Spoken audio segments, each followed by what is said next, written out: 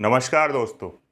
हमारे देश की कैपिटल यानी कि हमारे देश की राजधानी दिल्ली में इंडिया का पहला लार्ज स्केल स्मोक टावर का इनॉग्रेशन दिल्ली के मुख्यमंत्री ने किया है, जिसका टारगेट न्यूबॉर्न बेबीज़ की डेथ को कंट्रोल करने का है, जो पोल्यूशन की वजह से सांस नहीं ले पाते हैं। पर हमारे एनवायरमेंटल एक्सपर्ट स्मोक टावर को लेकर उलझन में हैं और इसकी क्रेडिबिलिटी और इफेक्टिवनेस पर सवाल उठा रहे हैं। इस वीडियो में हम सबसे पहले जानेंगे कि स्मोक टावर कैसे काम करता है, इसके बाद एक्सपर्ट्स की वो राय कि क्यों इसके इफेक्टिवनेस पर वो सवाल उठा रहे हैं। दोस्तों, WHO के हिसाब से यानी कि WHO के अकॉर्डिंग भारत का 15 मोस्ट पॉल्यूटेड सिटीज़ में 14वां नंबर आता है। मतलब हम 15 सबसे ज़्यादा पॉल्यूटेड सिटीज़ वाले देश में की लिस्ट में 14 नंबर पर आते हैं। द लांसेट ने 2020 में एक स्टडी की थी, जिसके हिसाब से भारत में लगभग 1.67 मिलियन डेथ एयर पोल्यूशन की वजह से होती हैं, जिसमें सबसे ज़्यादा दिल्ली में लगभग 17,500 रिकॉर्ड की गई थी। हवा के अंदर जब टाइनी यानी कि सूक्ष्म पार्टिकल फ्लो करने लगते हैं तो हवा ज़्यादा प्रदूषित और दूषित हो जाती है।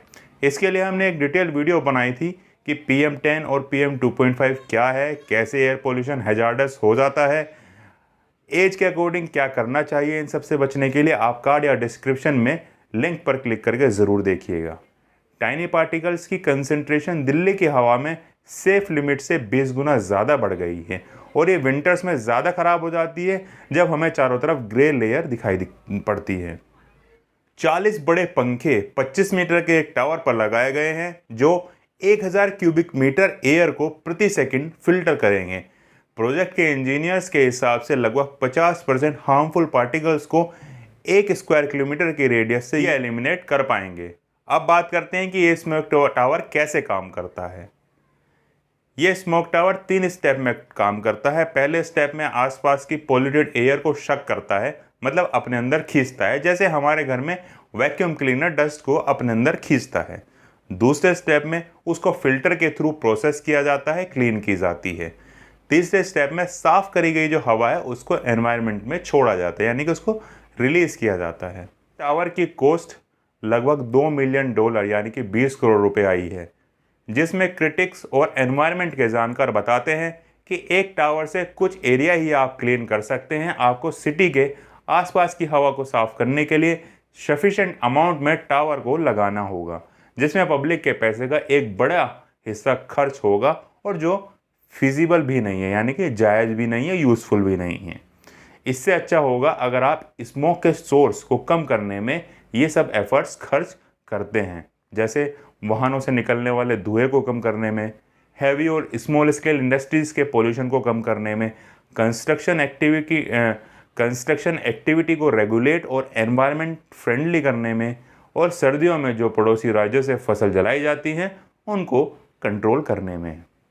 दोस्तों, council on energy, environment and water के कार्तिक गणेशन ने न्यूज़ एजेंसी AFP को दिए एक इंटरव्यू में कहा है कि ये स्मोक टावर फ्यूटाइल और एब्सोल्यूट वेस्ट है, यानी कि मतलब बिल्कुल व्यर्थ हैं और पैसे की बर्बादी की गई है।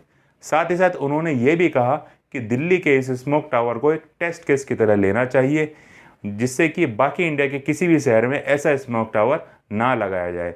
इसका फ़ायदा ये होगा कि हम टैक्स पेयर के पैसे को बचा सकेंगे।